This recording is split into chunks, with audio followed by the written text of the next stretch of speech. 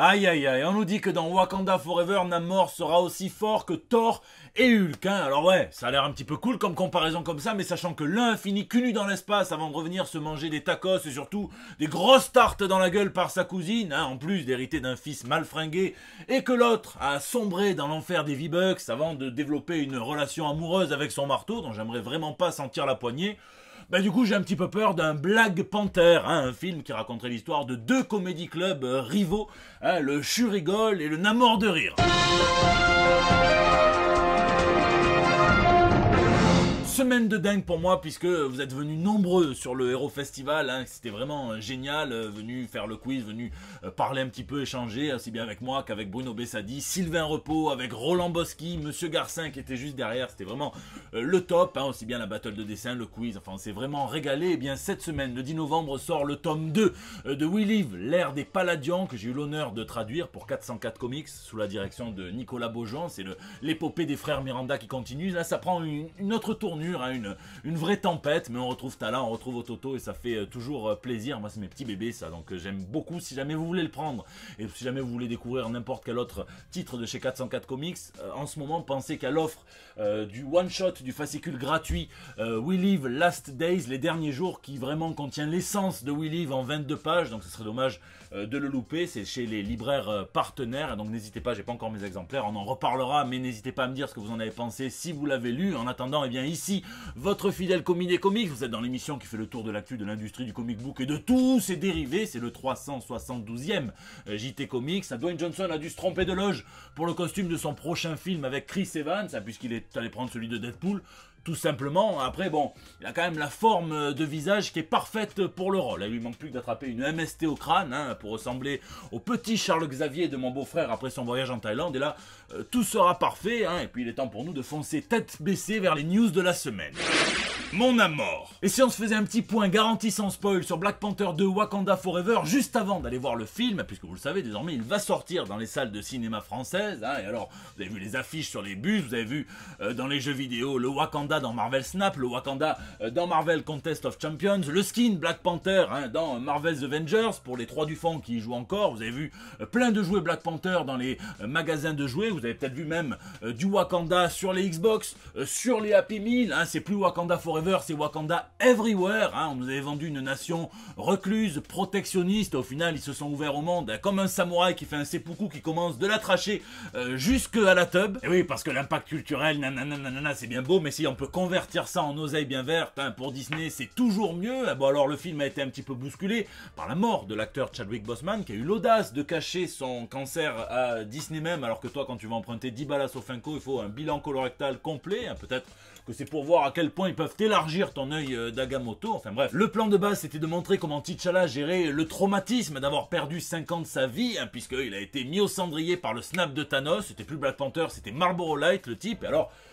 vu qu'il a des responsabilités, qu'il est souverain, qu'il prend ça au sérieux, lourde est la tête qui porte la couronne et les petites oreilles de chat, eh bien, il est très très mal d'avoir été blippé, hein. Alors, il fallait qu'il en fasse le deuil. Le deuil, ça restera quand même une des thématiques principales du film, une des thématiques principales de toute façon de toute la phase 4 du MCU. On peut penser à WandaVision, à Ma sorcière bien fêlée, à Spider-Man No Way Home, dans lequel Peter Parker doit faire le deuil de tout son monde, hein, de sa meuf, de ses amis, de Tante May, mais pas de sa virginité, pauvre gosse. On pense aussi à Thor, Love and Thunder, hein, qui est une histoire de deuil, hein, le deuil pour nous d'avoir une adaptation digne de ce nom pour le dieu du tonnerre, hein, il y a de quoi vous rendre marteau. Là il va falloir faire le deuil de T'Challa en personne, mais forcément par extension aussi de l'acteur qui l'incarnait si bien, et d'ailleurs la femme de Chadwick Boseman, Simone, ainsi que son partenaire créatif Logan Coles ont été fréquemment consultés pour faire en sorte que cette suite respecte l'esprit de l'acteur défunt. Et alors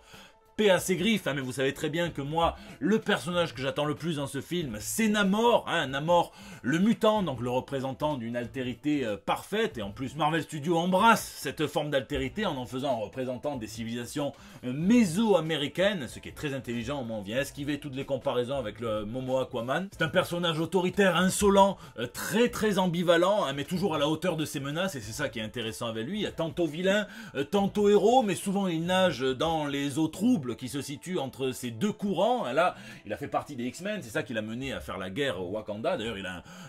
un sacré passif avec T'Challa en termes de bagarre, de dispute, puisque ça remonte ça principalement à leur époque où ils étaient dans les Illuminati, le groupe de héros qui s'est mis un petit peu à diriger le monde dans le milieu des années 2000. Mais c'est Shuri qui là semble être la nouvelle panthère qui n'a pas hésité à continuer la guerre entre les deux nations, une guerre souvent dominée par l'homme poisson qu'il ne faut surtout pas prendre à la légère parce que c'est pas lui qui s'arrête, non, lui il noie plutôt ta nation et c'est toi qui te l'écailles. Kevin Feige, le boss du MCU, a dit que ça fait 20 ans qu'il rêve d'adapter Namor sur le grand écran, qu'il a même commandé il y a 18 ans un script, ça ne s'était pas fait, des questions de timing. On avait vu également, mais j'ai jamais su si cette photo était vraie, soi-disant un calendrier des sorties de Sony sur lequel en 2006 il devait y avoir un film Namor. Bon, il était temps, Kevin, on peut penser que Namor est entre de bonnes mains puisque le réalisateur de Black Panther a déclaré qu'il voulait être absolument prums sur Namor, un petit peu comme Jane Storm de la grande époque, et ce dès la pré-production du tout premier film Black Panther. Marvel nous chauffe en présentant Namor comme un futur poids lourd du MCU, je vous l'ai dit, il serait aussi fort que Hulk, que Thor, il serait 2 fois plus vieux que Tante May puisqu'il est âgé de 500 ans, comme quoi se foutre des feuilles de yucca sur la tronche, ça a l'air de conserver. Bon, l'acteur dit qu'il aimerait beaucoup croiser Iron Man ou Black Widow, mais bon, voilà, faut le pardonner, il est vieux, il doit sûrement naviguer sur Internet Explorer, sur Binge, sous l'eau, donc il ne sait pas que les deux personnages, eux, sont sous terre. On nous dit que Namor a été pensé en s'inspirant de Terminator 2, rien que ça, sauf que c'est Marvel, donc je me méfie quand même, à tout moment c'est juste un jukebox de la marque T1000 qui diffuse du Pantera sous l'eau, paf, métal liquide et envoyer les rires enregistrés. On sait qu'il pourrait y avoir un film solo dédié à Namor suivant le succès de ce Black Panther, et donc vivement ce Wakanda Forever que certains d'entre vous ont déjà dû voir, ça reste un gros film d'action probablement, puisque l'acteur qui incarne celui qui dans les comics est un ennemi de l'Atlante Namor, Atuma, dit que il s'est entraîné pendant 4 mois pour réviser et tourner une scène de combat contre Okoye, ce qui reste rien du tout à côté de la scène du bus dans Shang-Chi qui a mis 1 an en tout pour être réalisé, donc 1 mois de production en entier. Bon, on verra ce qui va se passer pour la suite, la suite en tout cas directe de ce Black Panther, ça se passera sur Disney+, dans la série Ironheart. Bon, Imperus Rex, je vous laisse me dire dans les commentaires si vous avez vu ce Black Panther, ce que vous en avez pensé, surtout ce que vous avez pensé de Namor. Passé révolu et futur prometteur. Dans le reste de l'actu ciné adapté, des pages de nos comics préférés, bien ça arrive quelquefois qu'on ait un aperçu de ce monde parallèle dans lequel tous les projets ont été abandonnés. Et bien là on commence avec un des cascadeurs pour Daredevil, la série sur Netflix, qui annonce que dans la saison 4 il devait avoir le plan séquence de la bataille dans un couloir le plus épique de l'histoire. Alors on nous dit pas s'il a vraiment checké tous les plans séquences de bataille dans un couloir sur Pornhub, mais en tout cas on peut lui faire confiance quand même, puisqu'il dit qu'il y aurait eu des mouvements de caméra, des chorégraphies vraiment axées sur les personnages et de l'innovation de dingue qui aurait enterré les 3 saisons précédentes. Disney, faites-nous plaisir, vous lui passez un petit coup de fil pour adapter tout ça dans Born Again, qui aurait comme titre de travail Out of the Kitchen. Puis tiens, un pote de Daredevil, Spider-Man, puisqu'on sait que dans le 4e opus de Sam Raimi, il y aurait eu la rupture entre lui et Mary Jane qui aurait été actée, et que ça aurait épanoui Peter Parker dans son rôle de super-héros. Il aurait kiffé être Spider-Man. On sait aussi qu'Angelina Jolie aurait dû incarner la fille du vautour, qui aurait pris le relais de son père après sa mort. Peut-être que ça aurait été un vautour d'un nouveau genre, elle planait au-dessus de l'Afrique comme ça, et d'un coup, paf, elle fait des piquets, puis elle remonte avec un bébé à adopter. Puis en parlant de projet annulé, parlons du film Bad Girl, que la Warner a décidé de jeter à la poubelle, tout simplement, alors qu'il était terminé, il a coûté 90 millions de dollars, donc 2 millions pour 3 minutes 20 de caméo de Michael Keaton en Batman. Bon, même s'ils vont réussir à récupérer leur oseille via un mouvement comptable que je ne saurais absolument pas vous expliquer parce que je m'en branle, je trouve ça très irrespectueux pour les équipes du film, même si elles ont été payées, puisqu'on pourra jamais voir leur travail, il faut bien que quelqu'un le dise, et je suis content que ça soit lui. Joe Russo, le réalisateur, déclare que c'est de la sociopathie d'entreprise, ce qui pour moi est un simple synonyme de l'ultra-capitalisme, l'ultra-libéralisme débridé. Puis tiens, dans la conception d'une série, il faut qu'il y ait évidemment des pages de comics, donc des scénaristes, des artistes, pour les adapter, mais pour les transcrire à l'écran, il faut ce qu'on appelle des concept artistes. On peut citer notre fierté nationale, Alexis Briclot, qui travaille depuis des années pour Marvel Studios, et certains, et ils ont raison, iront jusqu'à dire que le bonhomme est magique. Hein, et donc dans la série Loki, c'est le concept artiste Wesley Burst qui montre et qui dit bien qu'en fait, eh bien, la Sylvie est inspirée de deux personnages, à la fois Lady Loki, à la fois l'Enchantress, qui s'appelle elle-même Sylvie, donc c'est bon, c'était un petit peu téléphoné. On voit aussi des concept art de celui qui demeure, hein, qui à la base devait être inspiré d'Immortus, un personnage qui est étroitement relié à Kang également, hein, même c'est un beau bordel cette affaire. Puis on voit aussi Loki en mode Fred et Jamie, hein, qui remonte tout le programme d'histoire de la 6e à la terminale. On le voit en Égypte ancienne, en romantique, on le voit pendant la révolution industrielle et pendant la conquête de l'Ouest. Peut-être que c'est lui qui s'amusait à covider les couvertures qui filaient à ce qu'on a appelé un petit peu vulgairement les Amérindiens, on sait pas. Puis on finit sur une touche d'optimisme, hein, puisque le film Kraven le chasseur aurait reçu un accueil très positif dans les projections test. Hein, alors bon, il faut quand même se méfier, surtout avec ce personnage, on va pas vendre la peau de l'ours avant de l'avoir tué, donc on jugera sur pièce. Bien couvert. Et puis dans les pages de nos comics, ou plutôt juste dessus, eh bien sachez que l'hiver approche et justement Marvel et DC nous offrent les couvertures les plus chaudes de la région, hein, ou du moins celles qui vont nous brûler la rétine, hein, et The Beat vient rappeler quelque chose que Bruno Bessadi a intégré assez naturellement, lui, hein, puisque Carmine Infantino, l'éditeur, avait dit qu'il y avait une liste de 7 choses qui devaient apparaître sur une couverture pour qu'elle ait plus de succès commercial, et le premier truc c'était des gorilles. Alors il n'avait pas dit qu'il devait se faire tabasser par Venom, hein, dans une série de variantes cover qui vient fêter l'inclusion de la propriété intellectuelle La Planète des Singes au catalogue de chez Marvel Comics, et il y en a peu qui me plaisent vraiment. Il y a l'Iron Man de Francesco Manna, et puis il y a surtout la Ghost Rider de Monsieur Declan Shalvey, hein, qui est vraiment cool. Et puis alors chez DC, c'est une autre bestiace, hein, puisque c'est Spawn qui vient croiser le chemin de Batman en mode hommage au Dark Knight Returns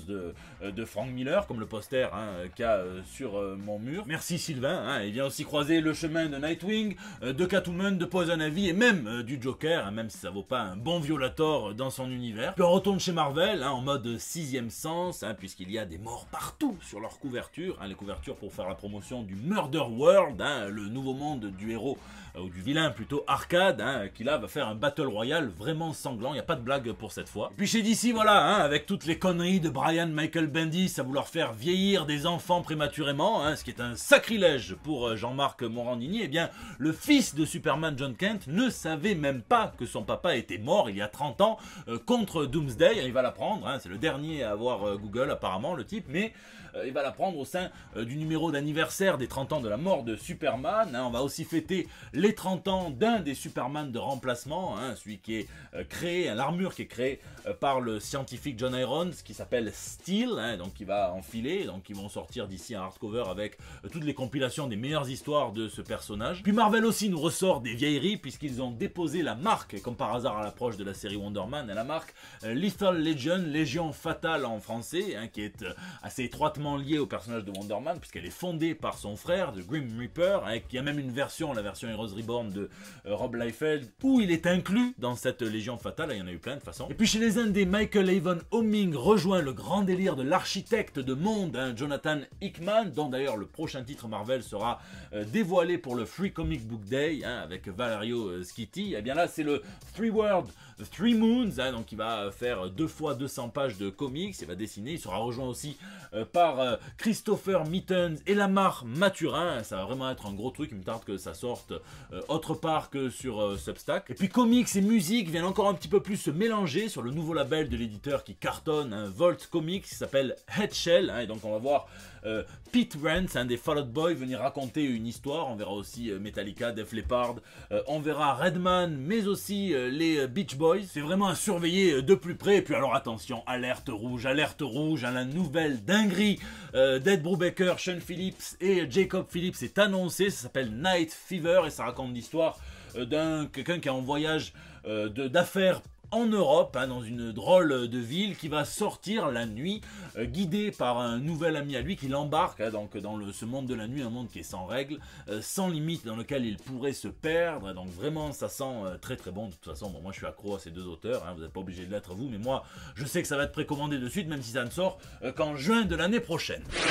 Kevin O'Neill. Le monde des comics est en deuil puisque cette semaine nous a quitté l'artiste Kevin O'Neill, qui est le co-créateur de la Ligue des Gentlemen Extraordinaires, de Cinema Purgatorio avec Alan Moore, l'un de ses meilleurs amis avec lequel il a écrit, dessiné d'ailleurs, du Green Lantern, un Green Lantern pour lequel le comité de semi-censure, le Comic Code Authority, a décrété que son art, son style artistique était répréhensible, voire désagréable, à une raison de plus pour se jeter sur tous ses bouquins. On n'a dit pas les mamans, mais j'ai envie de leur demander, est-ce que vos grand-mère n'était pas un petit peu désagréable à vous, hein? Bon bref, il a fréquemment collaboré avec l'éditeur anglais 2000 AD, chez qui il a co-créé Nemesis de Warlock, entre autres, hein, vous trouverez ça chez Delirium en français, et donc bon, il a d'ailleurs fait chez 2000 AD une histoire de Judge Dredd dont le scénario a été volé par Richard Stanley, le réalisateur qui a fait le film Hardware. Il y a eu un procès, 2000 AD a eu gain de cause, donc ça fait le premier film officiellement adapté d'une histoire de l'éditeur de Judge Dredd, ça c'est assez marrant. Avec Pat Mills, il crée Martial Law, un proto The Boys avant l'heure,